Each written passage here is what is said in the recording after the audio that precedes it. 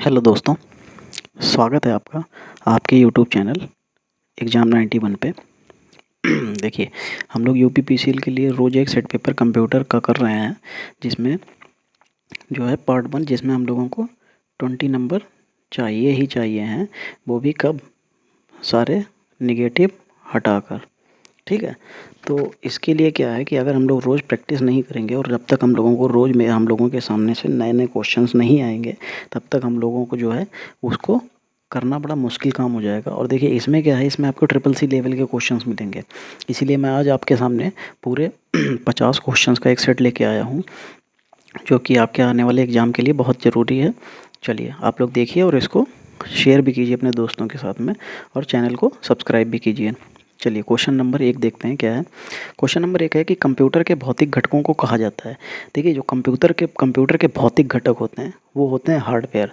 देखो जैसे ये जो छोटे छोटे घटक होते हैं, जैसे क्या होता है, रोम होता है, इसके जो इनपुट डिवाइसेस होती हैं, और जो इनके जो भी सीधे समझ लीजिए जो भी हम जिन चीज़ों को छू के देख सकते हैं वो सब हार्डवेयर होते हैं, और वही सब क्या होते हैं, इसके भौतिक घटक होते हैं।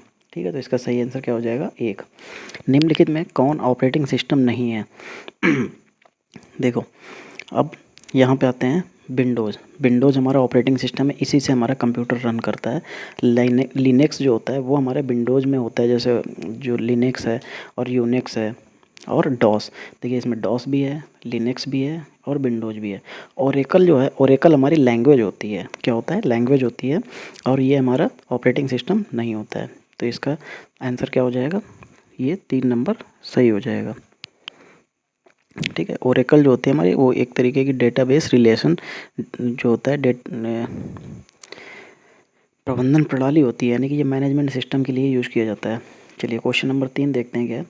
क्वेश्चन नंबर 3 में है, निम्नलिखित में से किस कमांड का उपयोग किसी फाइल सिस्टम को अनमाउंट करने के लिए किया जाता है? एक सेकंड, ठीक है। चलिए देखिए होता क्या है, ये जो अनमाउंट करने के लिए किया जाता है, अनमाउंट करने के लिए किया जाता है वो होता है यू माउंट होता है। क्या होता है? यू माउंट होता है। देखिए यू माउंट कमांड जो होती है, इसका प्रयोग हम लोग हमेशा फाइल सिस्टम को अनमाउंट करने के लिए किया करते हैं। और ये जो है लाइनेक्स जैसे ऑपरेटिंग सिस्टम पर फाइल सिस्टम को अनमाउंट करने के लिए मैनुअल रूप से प्रयोग किया जाता है। अगर हमसे पूछा जाए तो कैसे प्रयोग किया जाता है, तो ये मैनुअल रूप से किया जाता है। ठीक है, चलिए आगे क्वेश्चन की तरफ चलते हैं। क्वेश्चन नंबर 4 देखते हैं क्या है। रूलर को छिपाने या देखने के लिए हमें निम्नलिखित में से किस मेनू पर जाना पड़ेगा? तो देखिए हम लोगों को जाना पड़ेगा व्यू मेनू पर, और व्यू मेनू में हम लोग वहाँ जाके हमको ऑप्शन मिलेंगे उसको मतलब हाइड करने और सी करने के लिए। जिसका सही आंसर क्या हो जाएगा? व्यू मेनू। देखिए फिर 5 नंबर की तरफ चलते हैं। लिखा है लिब्रे ऑफिस में पेस्ट विशेष यानी कि पेस्ट अनफॉर्मेटेड के लिए शॉर्टकट कुंजी क्या है? तो उसके लिए देखिए शॉर्टकट कुंजी है Ctrl+Shift+V। देखिए इसमें किस ऑप्शन में है? ये पहले ऑप्शन में ही है। तो देखिए इसके लिए लिब्रे ऑफिस के लिए देखिए मैंने क्या है ना, मैं ये तो आपको सेट पेपर मिल ही रहा है, लेकिन इसके अलावा मैं आपको चैप्टर वाइज भी क्वेश्चंस प्रोवाइड कराने की कोशिश कर रहा हूँ। बस ये हो जाता है कि कई बार कुछ और भी चीज़ों में काम करने पड़ जाते हैं, तो इस वजह से उधर बिजी हो जाने की वजह से मैं आपको पूरी एक साथ एक चीज़ें नहीं दे पा रहा हूँ। और उसके अलावा ऐसा भी होता है कि कुछ और भी जो है वर्क करने पड़ते हैं, और भी वर्क कर रहा हूँ, जिसकी वजह से मैं इतना टाइम नहीं दे पा रहा हूँ आप लोगों को। पर हाँ इतना ये है कि आप लोगों को ये सेट पेपर तो आपको रोज़ के रोज़ ही मिल जाएगा। चलिए क्वेश्चन नंबर 6 देखते हैं। क्वेश्चन नंबर 6 क्या है? साइबर हमले की कितनी श्रेणियाँ होती हैं? ठीक, देखिए साइबर हमले की जो है वो कितनी श्रेणियाँ होती हैं? 2। कितनी श्रेणियाँ होती हैं? ये 2 होती हैं। कौन कौन सी होती हैं? देखिए इसमें होती है, पहली तो होती है शीर्ष साइबर हमले, और दूसरी होती है शीर्ष साइबर से परे। देखिए जो शीर्ष साइबर हमले होती हैं, इनके अंतर्गत हमारे जो हैं कौन कौन से सम्मिलित होते हैं, जो थ्रेड सम्मिलित होते हैं वो कौन कौन से होते हैं? रैंसमवेयर होता है, मालवेयर होता है, फाइलेस अटैक होता है, फिशिंग होता है, और मिटम होता है। मिटम मतलब मैन इन द मिडिल। ठीक है, अटैक जो होता है, फिर मैलिशस एम्स होता है, ऐप्स होते हैं, फिर डेनियल ऑफ सर्विसेज होते हैं, अटैक जो होते हैं, जीरो डे शोषण होता है, ठीक। फिर अब आते हैं दूसरे वाले पे, सिर साइबर से परे। इनमें कौन कितने प्रकार होते हैं, जो कितने प्रकार के थ्रेट्स होते हैं, जैसे डीएनएस टनलिंग होता है, डीएनएस सॉफिंग होता है, एसक्यूएल इंजेक्शंस होते हैं, फिर जेल ब्रेकिंग एंड रूटिंग होता है, ओएस एक्सप्लॉइट्स होता है। समझ गए। चलिए आगे देखते हैं, तो कितने प्रकार के हमारे साइबर हमले होते हैं, ये 2 प्रकार के हमारे साइबर हमले होते हैं।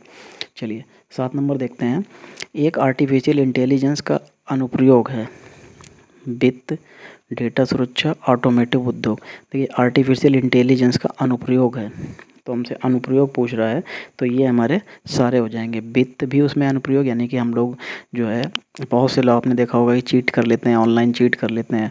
डेटा सुरक्षा, हमारे डेटा को कहीं दूसरी जगह पे। ऑटोमेटिव उद्योग, जो कोई ऑनलाइन उद्योग होता है उसमें फ्रॉड हो जाता है, तो ये सारे के सारे इसी में इन्वॉल्व हो जाएंगे।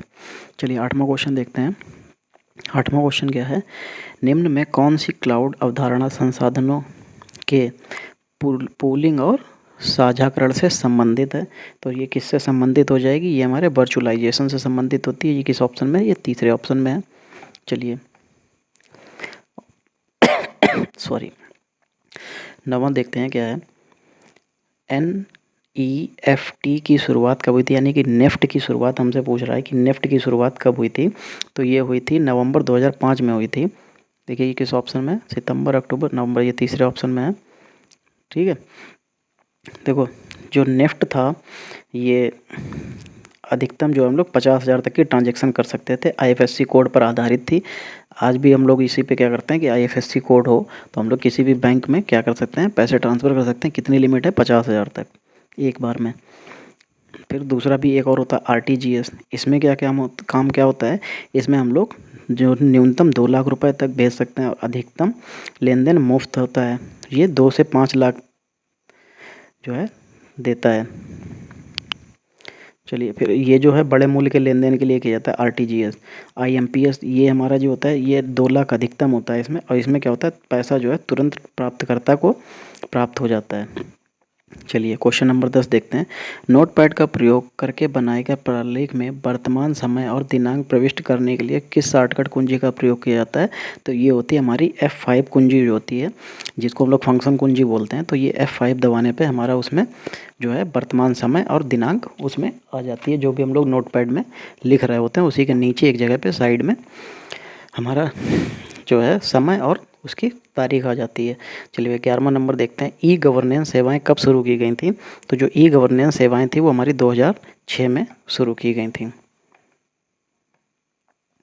चलिए आगे देखते हैं,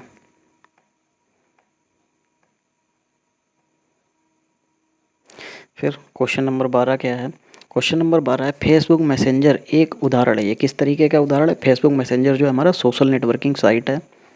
सोशल नेटवर्किंग पहली बार कब लोकप्रिय हुई थी। तो देखिए ये लोकप्रिय हुई थी 1997 में। चलिए अच्छा, जो सोशल नेटवर्किंग साइट हैं जैसे कौन कौन सी हैं, फेसबुक है, इंस्टाग्राम है, मीवी है, टुम्बलर है, ये इस तरीके की जो साइट्स हैं ये सारी की सारी क्या हैं, ये हमारी सोशल नेटवर्किंग साइट हैं। इस तरीके की बहुत सी साइट या एप्लीकेशंस हैं जो सोशल नेटवर्किंग हैं। आज के टाइम में तो बहुत सी सोशल नेटवर्किंग साइट आ गई हैं। देखिए 14 नंबर क्या है, निम्नलिखित में से कौन सा प्रोटोकॉल WWW के लिए यूज किया जाता है। देखिए WWW क्या होता है, वर्ल्ड वाइड वेब। और ये जो है, देखिए मैंने जो अपना जो फुल फॉर्म वाला वीडियो कराया था तो मैंने इसका ये बताया था। आप लोग मुझे कमेंट करके बताइए कि इसके जो है इसकी खोज किसने की थी।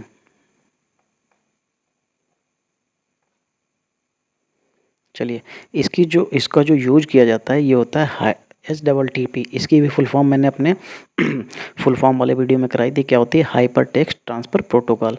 मैंने वहाँ पे आपको बताया भी था कि जितने भी प्रोटोकॉल वाले आपके फुल फॉर्म हैं वो बहुत इंपॉर्टेंट हैं, तो आप लोग उन सभी को वीडियो को देखिए और उनको जो है ज़रूर याद करिए। चलिए 15वां क्वेश्चन देखते हैं। 15वां क्वेश्चन क्या है, एक वेबसाइट से दूसरी वेबसाइट पर जाना कहा जाता है। देखो जब हम लोग एक वेबसाइट से दूसरी वेबसाइट पे जाएंगे तो हम लोग कैसे जाएंगे, क्या डायरेक्ट, तो ऐसा तो है नहीं सीढ़ी है इस पे एक पैर रखा उस पे दूसरा पैर रखा पहुंच गए, नहीं, हम लोग क्या करना पड़ेगा, हम लोगों को ब्राउजिंग करनी पड़ेगी, ब्राउज करना पड़ेगा। ब्राउज मतलब होता है खोजना, हम लोग खोजेंगे, सर्च ब्राउज, ब्राउज सर्च होता है खोजना, सर्च मतलब दूसरे तरीके का खोजना, और इसमें ब्राउज मतलब होता है खोजना, लेकिन इसमें किसी एक पर्टिकुलर नाम को डालना, उससे रिलेटेड जितनी भी फाइल्स आ जाती हैं उसके अंदर खोजना, वो होती है ब्राउजिंग। ठीक है, चलिए तो इसका सही आंसर क्या हो जाएगा, ब्राउजिंग। फिर क्वेश्चन नंबर 16, स्मृत मेमोरी भंडार की इकाई में एक जेटाबाइट किससे संबंधित, किसके बराबर होता है। देखिए ये जो भंडारण की इकाई में जो एक जेटाबाइट पूछा है, एक जेडबी पूछा है हमसे कि एक जेडबी जो होता है वो कितना होता है, तो वो होता है 1024 एक्साबाइट, एक्साबाइट। ये देखिए सेकंड ऑप्शन में दे रखा है, तो ये अच्छा इसके लिए भी नीचे और जाना पड़ेगा। हाँ तो इसके लिए कौन सा हो जाएगा, केवल, केवल तो नहीं, जब हम इसको ओपन करेंगे, ये एक्साबाइट है ना, इसको अगर हम 2 की पावर में लेके आएंगे तो इसकी, देखिए ऐसा है ये सभी की 2 की पावर्स में ओपन हो जाते हैं, और 2 की पावर में ओपन होने के लिए यहाँ पे हमारे पास एक ही दे रखा है, कितना है 2 की पावर 70, तो यानी कि हमारा ये जो आंसर सही हो जाएगा वो क्या हो जाएगा, यानी कि पहला और दूसरा दोनों सही हो जाएंगे। तो देखिए इसमें सी ऑप्शन में पहला और दूसरा दोनों सही हो जाएंगे। चलिए आगे बढ़ते हैं, 17 नंबर देखते हैं। 17 नंबर क्या है, निम्नलिखित में से किसे पहला वेब ब्राउज़र माना जाता है। देखो जो पहला वेब ब्राउज़र माना जाता है वो नेक्सस को माना जाता है, किसको माना जाता है, नेक्सस को माना जाता है।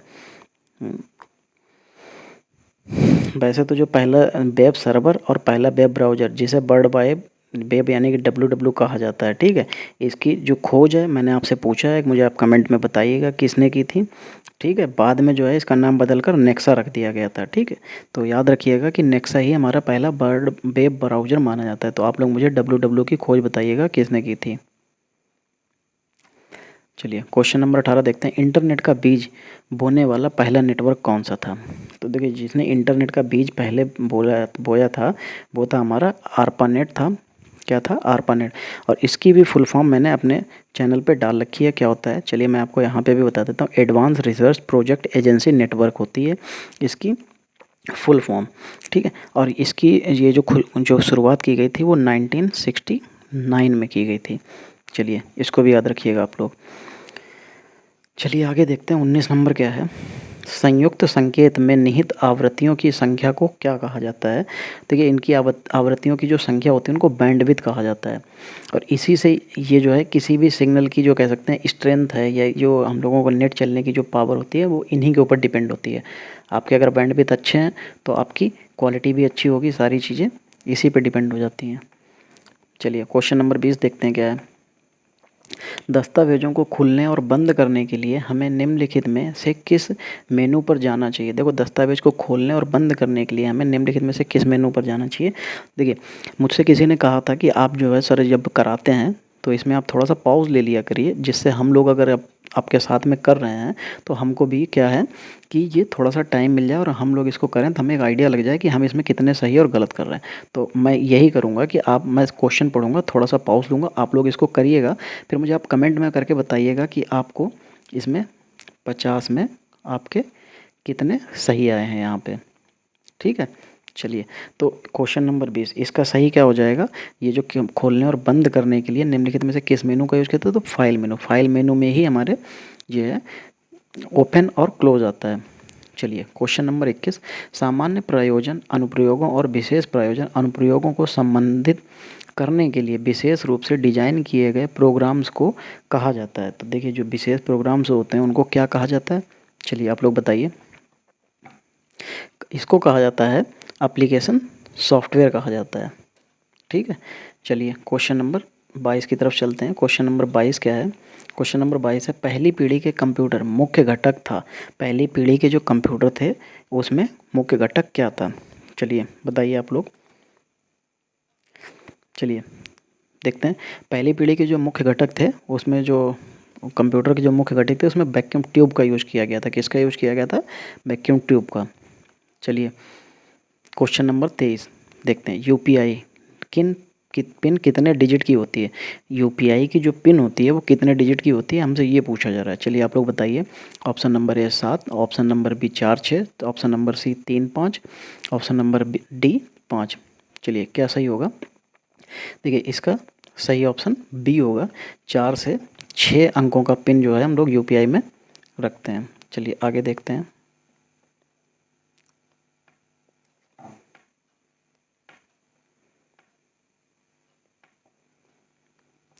चलिए क्वेश्चन नंबर 24 हमसे पूछ रहा है कि निम्न में कौन स्क्रीन का मान्य रिजोल्यूशन नहीं है? चलिए आप लोग बताइए ऑप्शन ए बी सी या डी, कौन सा इसका मान्य नहीं है? चलिए देखिए इसका जो मान्य नहीं है वो 300 गुणे 400 जो है इसका मान्य नहीं है। इसमें 800 गुणे 600 ये वैलिड होता है, 1064 गुणे 768 ये वैलिड होता है, 1280 गुणे 1024 ये वैलिड होता है।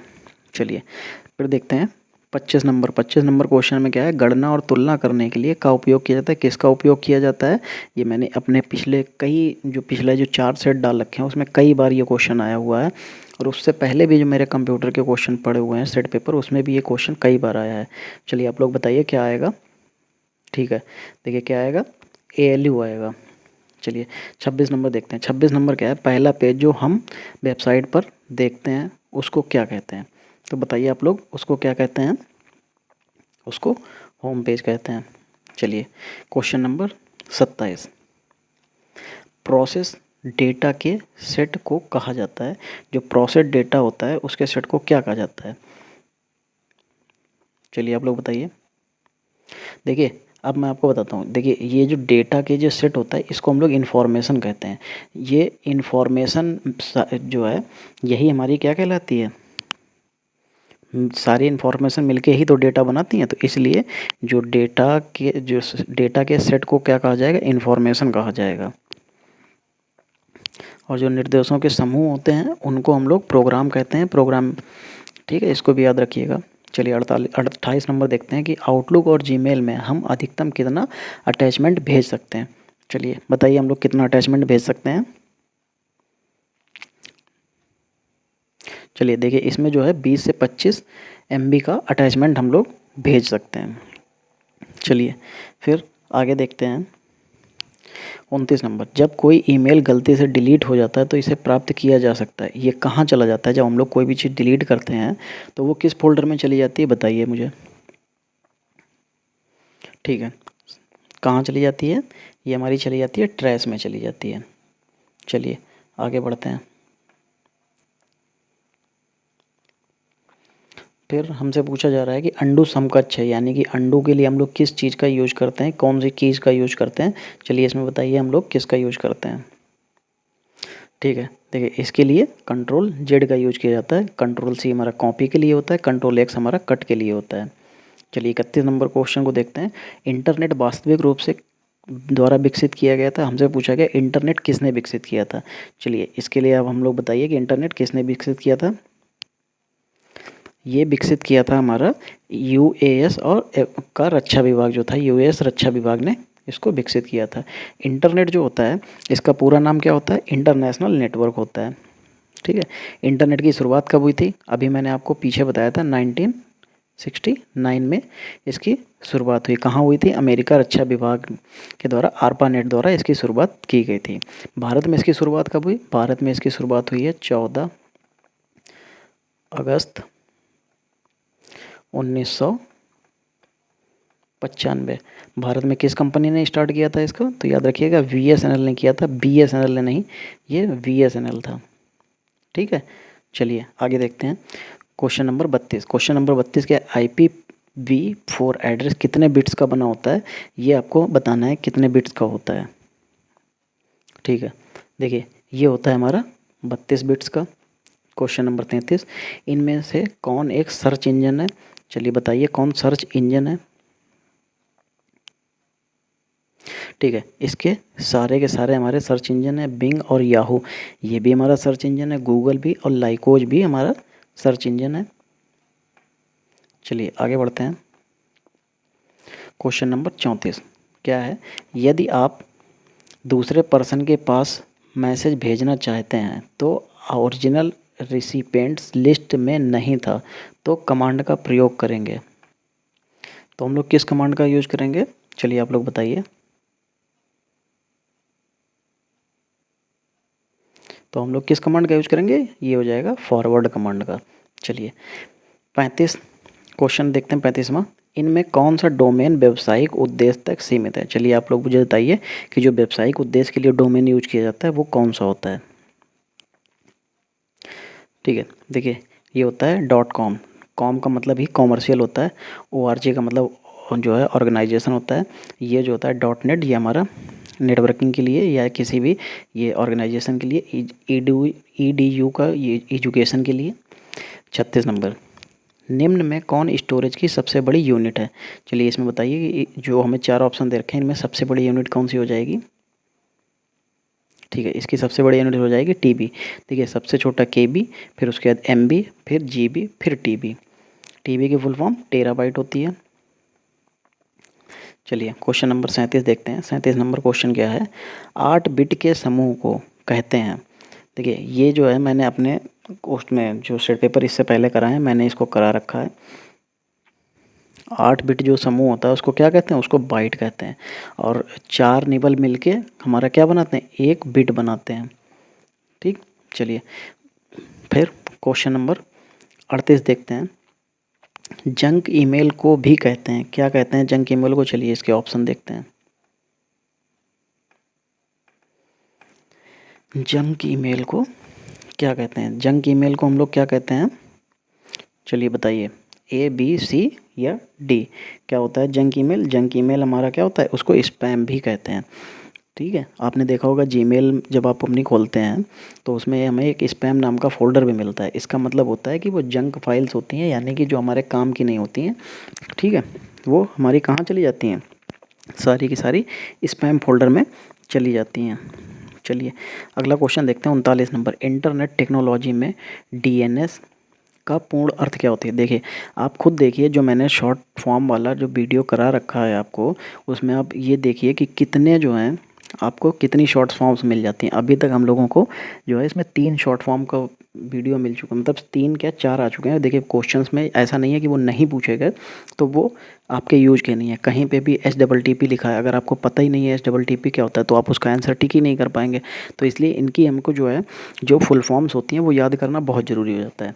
चलिए इंटरनेट टेक्नोलॉजी में DNS का अर्थ, पूर्ण अर्थ क्या हो जाता है, DNS का फुल फॉर्म क्या होता है, डोमेन नेम सिस्टम होता है। क्या होता है, डोमेन नेम सिस्टम। चलिए 40 नंबर देखते हैं। निम्न में कौन सी standard pointing device graphical user environment में प्रयोग होता है। देखिए ये ग्राफिकल यूजर इंटरनेट ग्राफिकल क्या था, सॉरी, ग्राफिकल यूजर इन्वायरमेंट में प्रयोग किया जाता है। ये क्या होता है, ये होता है हमारा mouse. Standard pointing device, mouse से ही हम लोग कहीं पे भी पॉइंट करना होता है, मतलब कर्सर ले जाना होता है, हम लोग किससे ले जाते हैं, माउस से ही तो ले जाते हैं। तो ये पॉइंटिंग डिवाइस हो जाती है माउस। चलिए 41 नंबर की तरफ चलते हैं। फिर 41 नंबर क्वेश्चन क्या है, फॉर्मेटिंग टूल बार पर कई बटन होते हैं जिनको क्लैक वर्कशीट के न्यूमेरिकल डेटा पर प्रायः उपयोग कर सकते हैं। ये बटन है, बताइए आप लोग कौन सी बटन है। देखिए इसमें करेंसी स्टाइल भी होता है, कॉमा स्टाइल भी होता है, परसेंट स्टाइल भी होता है, यानी कि ये सारे के सारे उसमें हमारे होते हैं।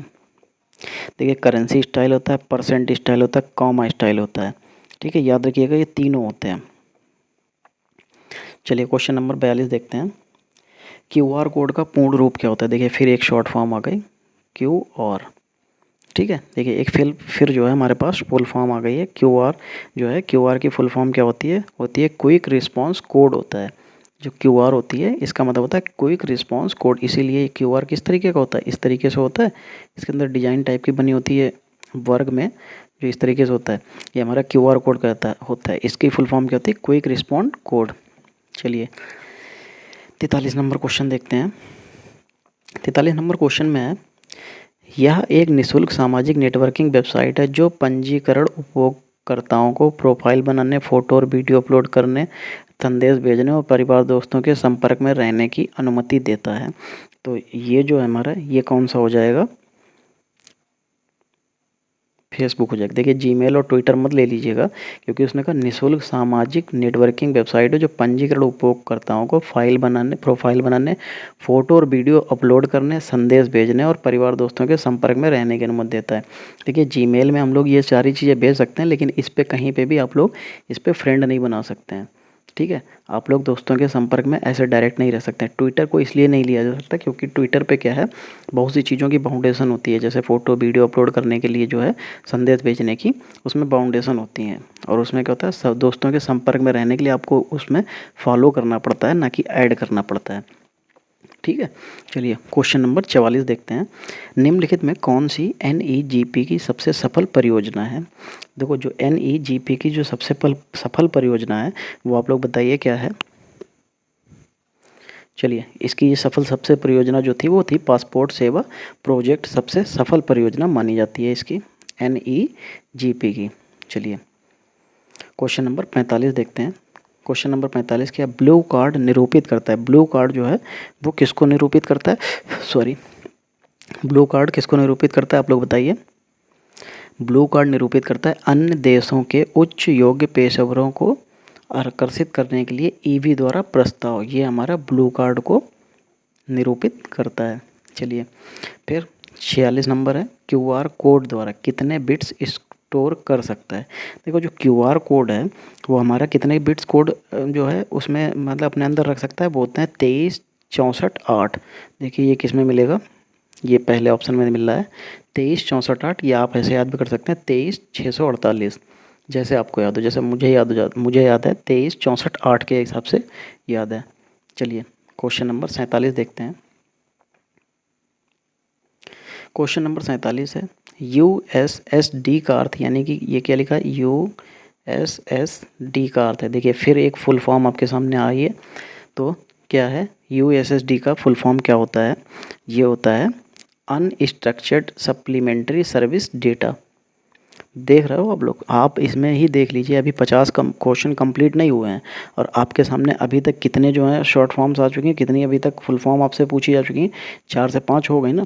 तो आप ऐसे ही याद रखिएगा कि आपको जो भी पेपर आएगा, अभी आपको UPPCL TG2 देना है या आपको एग्जीक्यूटिव असिस्टेंट देना है, दोनों में आपको शॉर्ट फॉर्म जो है ऐसे ही मिलेंगी और आपको उनकी फुल फॉर्म बतानी पड़ेगी। अगर आप लोग उसको नहीं बता पाते हैं तो ये मान के लिए आपसे 4-5 नंबर का ये आपको लॉस हो रहा है।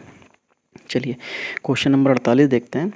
N नोड के पूर्ण रूप से जुड़े मेश टोपोलॉजी नेटवर्क में कड़ियों की संख्या होती है। देखिए इसमें कड़ियों की संख्या होती है, वो होती है N-1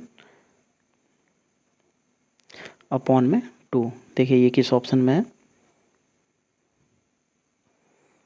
ये हमको मिलेगा, देखिए B ऑप्शन में। किस में है?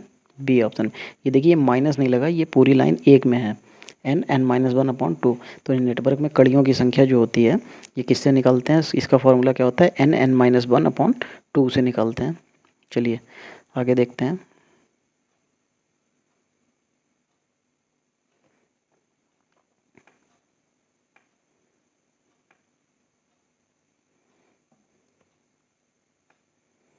चलिए हमारे पास अब कितने हैं, यहाँ पे 2 क्वेश्चन हैं। चलिए इनको देखते हैं। ठीक है, क्वेश्चन नंबर 49 क्या, खाली जगह ग्राहकों को ऑन डिमांड उपयोगिता आधारित कंप्यूटिंग सेवा प्रदान करने के लिए वितरित कंप्यूटिंग का एक प्रतिमान है, तो उसका प्रतिमान क्या हो जाएगा? चलिए आप लोग बताइए। देखिए यहाँ पे क्या हो जाता है, क्लाउड कंप्यूटिंग हो जाता है। क्या हो जाता है? Cloud computing. और क्लाउड कंप्यूटिंग होता है क्या? ये क्लाउड कंप्यूटिंग जो है अपने ग्राहकों को क्या करता है, ऑन डिमांड, उनकी डिमांड पे उपयोगिता आधारित कंप्यूटिंग सेवा प्रदान करने के लिए वितरित कंप्यूटर का एक प्रतिमान है।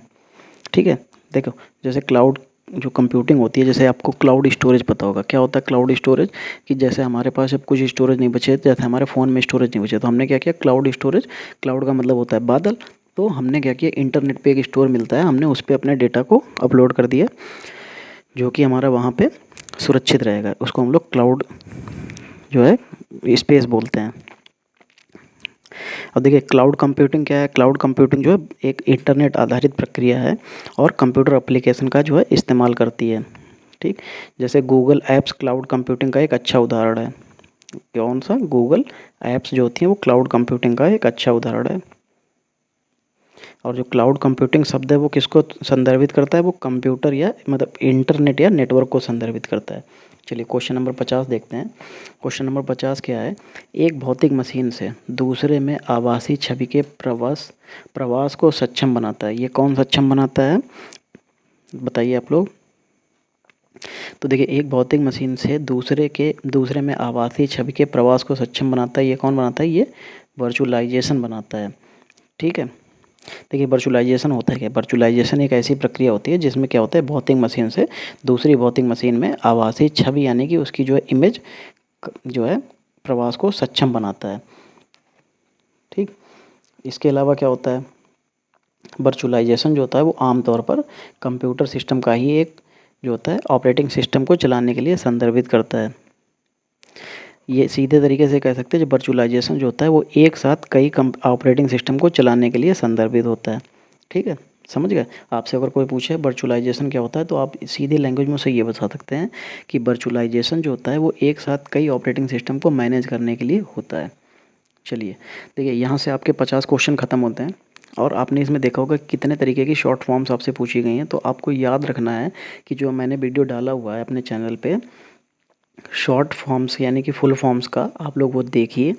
वहाँ से आपको जितने भी प्रोटोकॉल वाले जितने भी फॉर्म्स मिले वो सारे के सारे याद कीजिए। वो आपके आने वाले एग्ज़ाम्स में बहुत ही इंपॉर्टेंट हैं। वो आपको आपको कितने भी नंबर कम देंगे तो आपको कम से कम 2 नंबर दे देंगे। ज़्यादा से ज़्यादा जैसे इसी एग्ज़ाम में देखिए, इसी वाले पेपर में देखिए 5 फॉर्म्स पूछी गई आपसे। अगर आपको पाँचों पता है तो 5 नंबर आपके पक्के। और फिर आपके 5 नंबर अगर वहाँ से पक्के हो गए तो आपको चाहिए कितने? 15 नंबर, जो कि आप 15 नंबर बहुत अच्छे से आप लोग उसमें ले सकते हैं। चलिए मिलते हैं आपसे अगली क्लास में, तब तक के लिए जय हिंद।